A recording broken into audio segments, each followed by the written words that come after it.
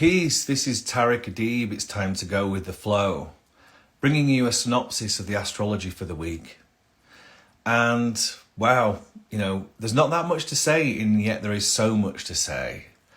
But just to say this, that we're kind of at the end now of what has been a very difficult period. And for everybody in America, they've gone through Labor Day, which is a bank holiday or a holiday in America. And again, for people who are not in America, they wouldn't know that. That's the thing. There's so much cultural differences, that exist in the world, when people are celebrating and not. And we need to be aware of that. But anyway, in terms of the astrology, we're at the end of what's been a really arduous and difficult period of time because we've had all this retrograde stuff.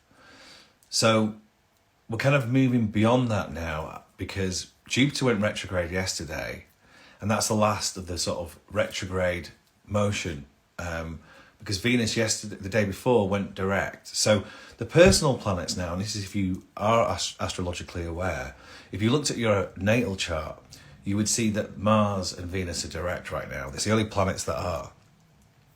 Everything else is in retrograde. So it's really interesting to think that Venus, the heart, and Mars, the yang, the masculine, and Venus is feminine. How that's moving forward right now is that both planets are going to be most significant, the personal planets, and Mercury will be joining that wave as it goes direct middle of the month. So we'll talk about that more next week when we get to the new moon in Virgo and we get to Mercury direct. Really, as you'll see in September, every week we see this forward motion, and then in October things really get going. And then when we get to the end of the year, that's when everything is massively pushed forward. So in the new year, when Pluto goes back into Aquarius, the whole, it's going to seem very, very different to how it is now. It's going to be so much dynamic energy moving forward.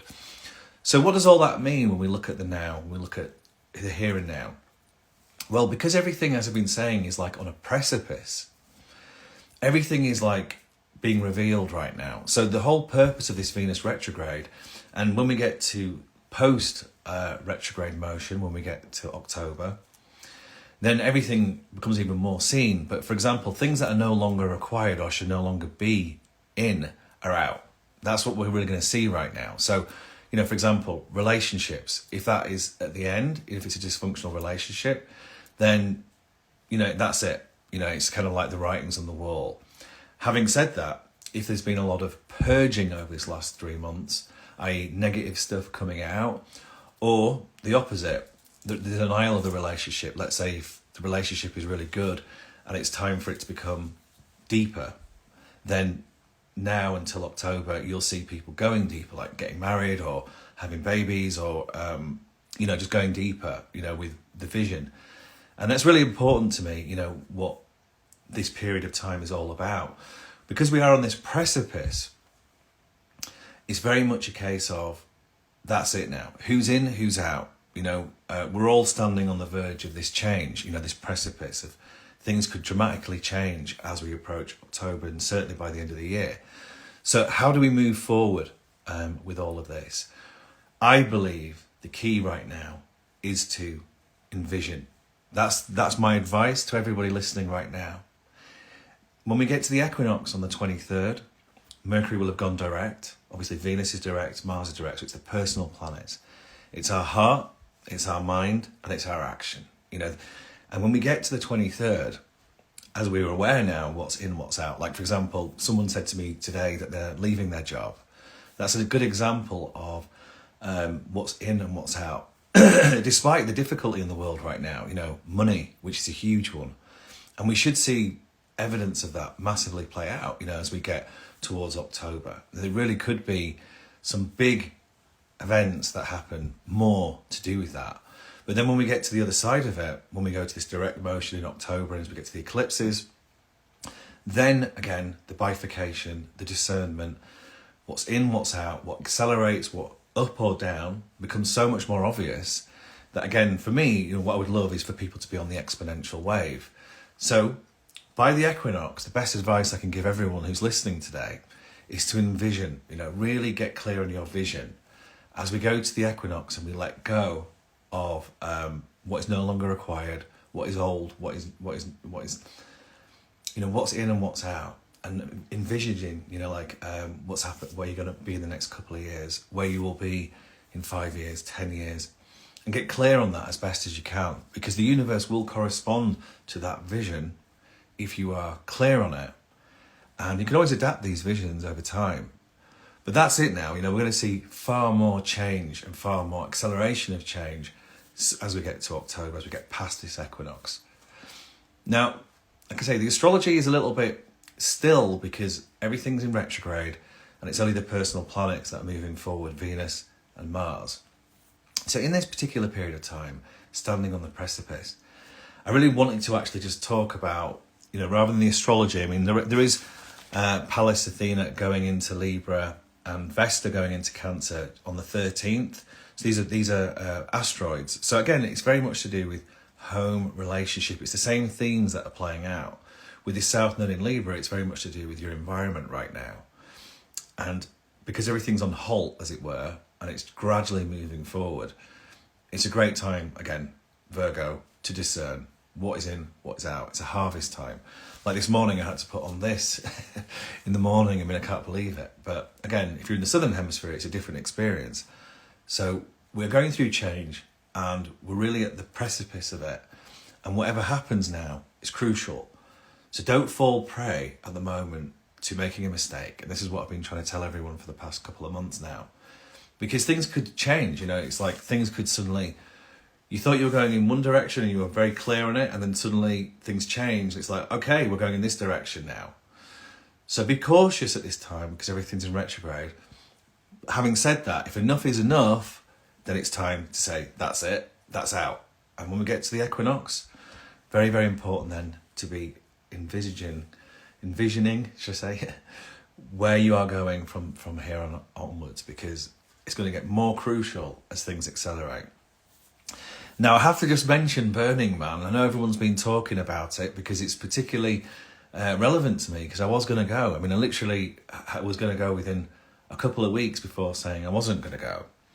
And I just think it's interesting how, I got texts from people saying, oh, you dodged a bullet, you missed out on that one. And there's truth to that. Like for me personally, it wasn't a good idea to go because it was last minute. I've never been before.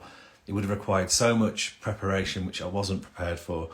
I would have ended up staying there a lot longer than I would have liked to. And, that could have caused a lot of problems for me, moving forward, with business, relationship as well. So it was fate, it was fortunate, and I had a cut-off period and I said, I'm not going. But I really want to say that you never know, like the people there, what I found really interesting about it is that, TikTok, these social media platforms and how they've been portraying it compared to the mainstream media. And I think this is a really important point I want to make here. How sensationalism and how everyone's hungry, for a story or to see the bad or the worst in things when you don't really know unless you're on the ground. And I think it's very, very important, this. Yes, the nodes have shifted and the nature of natural disasters is real now, and no one would have expected that to happen there. If anything, people were thinking it was going to be really, really hot. But the truth of the matter is that we're all hungry, in a lot of ways. And I saw this in COVID as well. I saw how people who had big homes and let's say a nice garden compared to someone living in a multi-story flat in, let's say, in a city.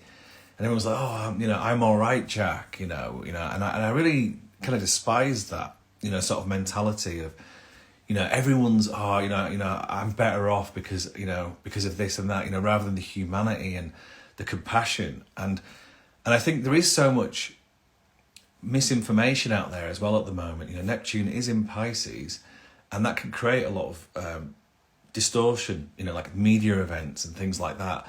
I'm really sorry to say this, but there's all sorts of weird stuff being said about Hawaii, the nature of that fire, and that's the nature of the times that we're living in right now. The humanity is horrendous.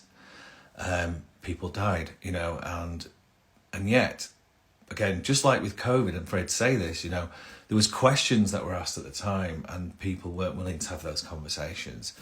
And that is a problem because it creates more, like, let's say, if people go into echo chambers of misinformation, or if people are getting reluctant to say things, or people are checking out from the media, it's just creating a lot of distortion. So I just thought it was really interesting that, I watched a lot of the Burning Man thing because obviously I was kind of a bit gutted not to go. And, from a Sagittarius perspective, all the lights, the hedonism, comes with a lot of that industry, that's the bottom line. I'm not saying that's something that I'm really into, but it's just that with regard to the freedom side of it and the art side of it and the spectacle of it all. I've been to Glastonbury in England many times, and my gosh, when it rains, it's a really muddy mess, or if it's really hot, it's dangerous, you can get sunburned. And people who go to those events kind of know what they're going in for.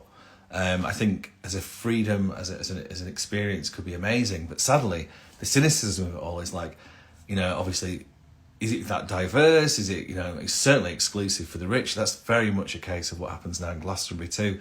Before, there used to be loads of travellers there, hippies and freedom, and then the money side comes in, the corporatism comes in, and it becomes very exclusive. And then again, you get that sort of cynicism of like, tough shit, like, look what's happened to you.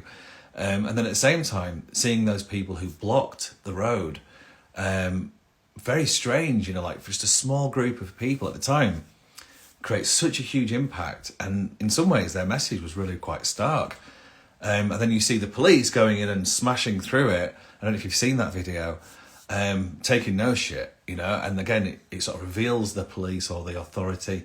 And yet at the same time, you look at these kids, who really maybe haven't got a clue what's going on as well.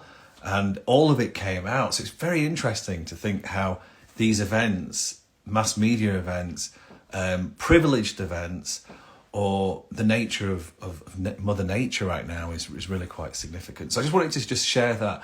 It's a bit more closer to me, simply because I was going to go.